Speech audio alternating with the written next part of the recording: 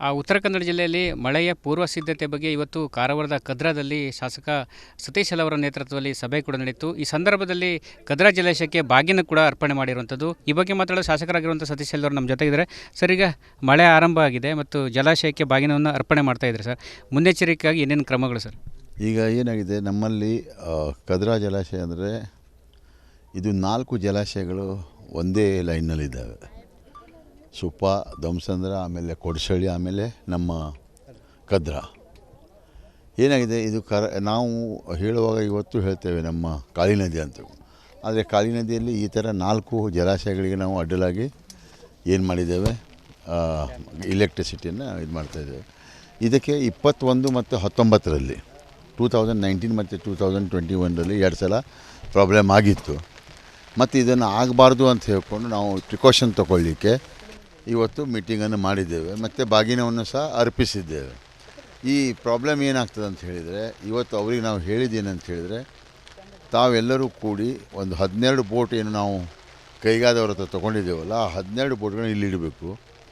ಬಸ್ಸನ್ನು ಒಂದು 4-10 ಬಸ್ಸನ್ನು ನಾವು ಖರೀದಿ ಮಾಡೋಂತ ಯಾವಾಗಲೂ ಹೇಳೋದಿಲ್ಲ, ಒಂದು 3 ತಿಂಗಳಿಂದ 4 ತಿಂಗಳಿಗೆ ಅದನ್ನು ಹೈಯರ್ ಮಾಡಿ ಮತ್ತು ಆ್ಯಂಬ್ಯುಲೆನ್ಸನ್ನು ಹೈಯರ್ ಮಾಡಿ ಇಲ್ಲಿ PSCಗಳಲ್ಲಿ ಡಾಕ್ಟ್ರಿಗೆ ಅಡಿಷ್ನಲ್ ಇಡಿ. ಆಮೇಲೆ ಜನರಿಗೆ ಇಲ್ಲಿ ದೊಡ್ಡ ಪ್ರಾಬ್ಲಮ್ ಏನಂತ ಹೇಳಿದರೆ, ಅವರಿಗೆ ಮನೆ ವಸತಿದು ನಾವು ಪ್ರತಿ ಸಲ ಈ ನದಿ ದಂಡದಲ್ಲಿ ಜನರಿಗೆ ಏಳಿಸೋದಕ್ಕಿಂತ ಇಲ್ಲಿ ಏನು 140 ಹೆಕ್ಟೇರ್ ಜಮೀನು ನಮ್ಮ 99 ವರ್ಷ ಲೀಸಿದೆ. ಅದರಿಂದ ಅವರಿಗೆ ಒಂದು ಸಣ್ಣ ಕ್ವಾರ್ಟರ್ಸ್ ಟೈಪ್ ಇಲ್ಲಿ ಕೊಟ್ಟು ಇಲ್ಲಿ ಕೆಲಸ ಮಾಡೋರಿಗೆ ಈ ಪ್ರಾಬ್ಲಮ್ಮೇ ಸಾಲ್ವ್ ಆಗ್ತದೆ ಅಂತ ಹೇಳ್ಕೊಂಡು ಅದರ ಬಗ್ಗೆ ಒಂದು ನಾವು ಮಾನ್ಯ ಸಿದ್ದರಾಮಯ್ಯನವರು 2018ಕ್ಕೆ ಇಲ್ಲಿ ಬಂದಾಗ ಹೇಳಿದರು ಮಾಡಿಕೊಡ್ತೇವೆ ಅಂತ ಹೇಳ್ಕೊಂಡು. ಇವತ್ತು ಅದ್ರ ತದನಂತರ ನಮ್ಮ ಗೌರ್ಮೆಂಟ್ ಇರಲಿಲ್ಲ, ಅದು ಏನೂ ಆಗಲಿಲ್ಲ. ಇವತ್ತು ನಮ್ಮ ಗೌರ್ಮೆಂಟ್ ಬಂದಿದೆ. ಮಾನ್ಯ ಸಿದ್ದರಾಮಯ್ಯನವರು ಮತ್ತು DK ಶಿವಕುಮಾರ್ ಅವರು ಇದರ ಬಗ್ಗೆ ಖಂಡಿತವಾಗಿ ನಮಗೆ ಒಪ್ಪಿಗೆ ಕೊಡ್ತಾರೆ ಮತ್ತು ಇದನ್ನು ಮಾಡಿಕೊಡ್ತೀವಿ ಅಂತ ಒಂದು ಆಶ್ವಾಸನೆ ನಾವು ಜನರಿಗೆ ಕೊಟ್ಟಿದ್ದೇವೆ. ಎಲ್ಲವೂ ಕೂಡ 2019 ಮತ್ತು 2021ರ ಪ್ರವಾಹದ ಒಂದು ಎಚ್ಚರಿಕೆಯಾಗಿ ಮುನ್ನೆಚ್ಚರಿಕೆಯಾಗಿ ಇವತ್ತು ಈ ಸಭೆ ಮಾಡಿದ್ವಿ. ಹೌದು, ಇವತ್ತು ನಾವು ಇದನ್ನು ಮಾಡುವುದೇ ಆ ಒಂದು ಮುನ್ನೆಚ್ಚರಿಕೆಯ ಬಗ್ಗೆ ಅಷ್ಟೇ. ಮತ್ತು ಇಂಥ ಪ್ರವಾಹ ಬಂದಾಗ ನಾವು ಏನು ರೆಸ್ಕ್ಯೂ ಆಗಲಿಕ್ಕೆ ಏನು ಮಾಡಬೇಕು ಅಂತ ಹೇಳ್ಕೊಂಡು ಒಂದು 5 ಕಮಿಟಿಗಳನ್ನು ಮಾಡಿದ್ದೇವೆ. 5 ಕಮಿಟಿಗಳು, ಅದಕ್ಕೆ ಜಿಲ್ಲಾಡಳಿತ ಮತ್ತು SP ಅವರು ಮತ್ತು ಆಮೇಲೆ tahsildars, ACs we put the committee. ಮತ್ತು ನಮಗೆ ಪ್ರತಿ ಅವರ್ಸಿಗೆ ಒಂದು ಗ್ರೂಪನ್ನು ಮಾಡಿದ್ದೇವೆ. 29ರಿಂದ 30 ಮೀಟರ್ ಹೈಟ್ನಿಂದ ಹೆಚ್ಚು ಇಡಬಾರ್ದು ಅಂತ ಹೇಳ್ಕೊಂಡು. ಮತ್ತು ಇದು 30 ವರ್ಷ ಹಿಂದೆ ಕಟ್ಟುವಾಗ ಇದರ ಹೈಡ್ರೋಗ್ರಾಫಿಕ್ ಸರ್ವೆ ಮತ್ತು ಕಾಂಟ್ರೂ ಸರ್ವೆ ಏನಾಗಿತ್ತು, ಇವತ್ತು ಏನು ಅದರದ್ದು ಕಾಂಟ್ರೂ ಸರ್ವೆ ಮತ್ತು ಹೈಡ್ರೋಗ್ರಾಫಿಕ್ ಮಾಡಿದಾಗ ಎಷ್ಟು ಸಿಲ್ಟ್ ಆಗಿದೆ ಅಂತ ಹೇಳ್ಕೊಂಡು ಅದನ್ನು ಕಂಡುಹಿಡಲಿಕ್ಕೆ ಪೋರ್ಟ್ ಡಿಪಾರ್ಟ್ಮೆಂಟವರಿಗೆ ಒಂದು ಯಾರನ್ನು ನಾವು ಮಾಡಿಸಿದರೆ ಕರೆಕ್ಟಾಗಿ ಇದನ್ನು ಮಾಡ್ಬೋದು ಅಂತ ಹೇಳ್ಕೊಂಡು ಅದರ ಬಗ್ಗೆಯೂ ಚರ್ಚೆಯನ್ನು ಮಾಡಿದ್ದೇವೆ. ಡ್ಯಾಮ್ ವಾಟರ್ ಲೆವೆಲ್ ಎಷ್ಟು ಪ್ರಮಾಣದಲ್ಲಿ ಮೇಂಟೈನ್ ಮಾಡಬೇಕಂತೇಳಿ ಈಗ ನಮ್ಮದು 29ರಿಂದ 30 ಮೀಟರ್ ಒಳಗೆ. ಮತ್ತು ಲಾಸ್ಟ್ ಟೈಮ್ ಪ್ರವಾಹ ಬಂತು ಯಾಕಂತ ಹೇಳಿದ್ರೆ at a time 10 gate open ಮಾಡಿದರು. 3 ಲಕ್ಷ ಏನು ಕ್ಯೂಸೆಕ್ಸ್ ಬಿಟ್ಟರು. ಈಗ ನಾವು ಹೇಳ್ತಾ ಇದ್ದೇವೆ, ಹೇಗೆ 29 ಮೀಟರ್ ಸಮೀಪ ಬಂದಾಗ ನಾವು ರೆಗ್ಯುಲರಾಗಿ 1 ಗೇಟ್ ಅಥವಾ 2 ಗೇಟನ್ನು ಸ್ಲೋಲಿ ಬಿಟ್ಟರೆ ಅದು ಮೇಂಟೈನ್ ಆಗಿರ್ತದೆ. ಈ ಒಂದು 3 ವರ್ಷ ನಾವು ಅದನ್ನು ಅದೇ ಥರ ಮಾಡಿದ್ವಿ, ಈಗಲೂ ಸಹ ಅದನ್ನೇ ಅನುಸರಿಸ್ತಾ ಇದ್ದೀವಿ ಅಂತ ಹೇಳಿ. ಧನ್ಯವಾದ. ಇವಿಷ್ಟು ಶಾಸಕರಾಗಿರುವಂಥ ಸತೀಶ್ ಅವರ ಮಾತು. ಒಟ್ಟಿನಲ್ಲಿ 2019 ಮತ್ತು 2021ರ ಸಂದರ್ಭದಲ್ಲಿ ಪ್ರವಾಹ ಪರಿಸ್ಥಿತಿ ಬಂದಾಗ ಜನ ಸಾಕಷ್ಟು ತೊಂದರೆ ಅನಿಸಿದ್ರು. ಹೀಗಾಗಿ ಮತ್ತೆ ಹಿಂದೆ ಆದಂಥ ದುರ್ಘಟನೆಗಳು, ಪ್ರವಾಹ ಪರಿಸ್ಥಿತಿ ಬರಬಾರ್ದೆಂಬ ಕಾರಣಕ್ಕೆ ಡ್ಯಾಮ್ನ ವಾಟರ್ ಲೆವೆಲನ್ನು ಮೇಂಟೈನ್ ಮಾಡ್ತೀವಿ ಎಂಬ ಅಭಿಪ್ರಾಯವನ್ನು ವ್ಯಕ್ತಪಡಿಸಿರುವಂಥದ್ದು. ಕ್ಯಾಮ್ರಾ ಪರ್ಸನ್ ಕಿಶನ್ ಗುರು ಜೊತೆ ನಾನು ಶೇಷಗಿರಿ ಮುಂಡಳ್ಳಿ, ರಿಪಬ್ಲಿಕ್ ಕನ್ನಡ, ಕಾರವಾರ. ಉತ್ತರ ಕನ್ನಡ ಜಿಲ್ಲೆಯಲ್ಲಿ ಮಳೆಯ ಪೂರ್ವ ಸಿದ್ಧತೆ ಬಗ್ಗೆ ಇವತ್ತು ಕಾರವಾರದ ಕದ್ರಾದಲ್ಲಿ ಶಾಸಕ ಸತೀಶ್ ಅವರ ನೇತೃತ್ವದಲ್ಲಿ ಸಭೆ ಕೂಡ ನಡೆಯಿತು. ಈ ಸಂದರ್ಭದಲ್ಲಿ ಕದ್ರಾ ಜಲಾಶಯಕ್ಕೆ ಬಾಗಿನ ಕೂಡ ಅರ್ಪಣೆ ಮಾಡಿರುವಂಥದ್ದು. ಈ ಬಗ್ಗೆ ಮಾತಾಡಲು ಶಾಸಕರಾಗಿರುವಂಥ ಸತೀಶ್ ಅವರು ನಮ್ಮ ಜೊತೆಗಿದ್ದಾರೆ. ಸರ್, ಈಗ ಮಳೆ ಆರಂಭ ಆಗಿದೆ ಮತ್ತು ಜಲಾಶಯಕ್ಕೆ ಬಾಗಿನವನ್ನು ಅರ್ಪಣೆ ಮಾಡ್ತಾ ಇದ್ದಾರೆ ಸರ್. ಮುನ್ನೆಚ್ಚರಿಕೆಯಾಗಿ ಏನೇನು ಕ್ರಮಗಳು ಸರ್? ಈಗ ಏನಾಗಿದೆ, ನಮ್ಮಲ್ಲಿ ಕದ್ರಾ ಜಲಾಶಯ ಅಂದರೆ ಇದು 4 ಜಲಾಶಯಗಳು ಒಂದೇ ಲೈನ್ನಲ್ಲಿದ್ದಾವೆ.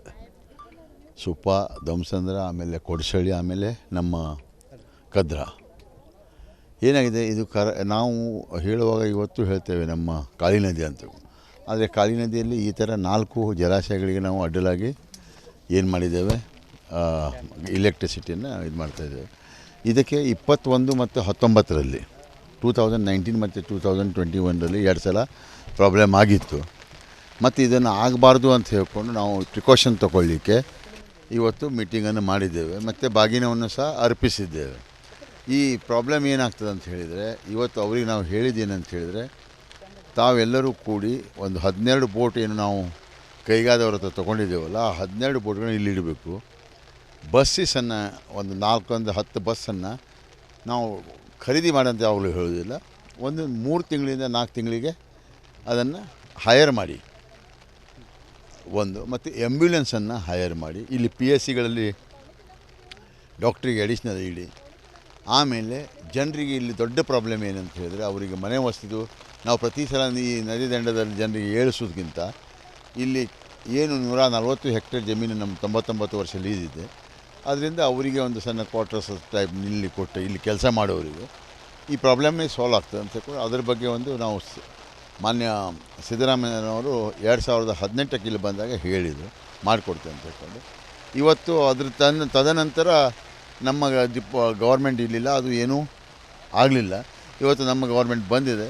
ಮಾನ್ಯ ಸಿದ್ದರಾಮಯ್ಯನವರು ಮತ್ತು DK ಶಿವಕುಮಾರ್ ಅವರು ಇದರ ಬಗ್ಗೆ ಖಂಡಿತವಾಗಿ ನಮಗೆ ಒಪ್ಪಿಗೆ ಕೊಡ್ತಾರೆ ಮತ್ತು ಇದನ್ನು ಮಾಡಿಕೊಡ್ತೀವಿ ಅಂತ ಒಂದು ಆಶ್ವಾಸನೆ ನಾವು ಜನರಿಗೆ ಕೊಟ್ಟಿದ್ದೀವಿ. ಎಲ್ಲವೂ ಕೂಡ 2019 ಮತ್ತು 2021ರ ಪ್ರವಾಹದ ಒಂದು ಎಚ್ಚರಿಕೆಯಾಗಿ ಮುನ್ನೆಚ್ಚರಿಕೆಯಾಗಿ ಇವತ್ತು ಈ ಸಭೆ ಮಾಡಿದ್ವಿ. ಹೌದು, ಇವತ್ತು ನಾವು ಇದನ್ನು ಮಾಡುವುದೇ ಆ ಒಂದು ಮುನ್ನೆಚ್ಚರಿಕೆಯ ಬಗ್ಗೆ ಅಷ್ಟೇ.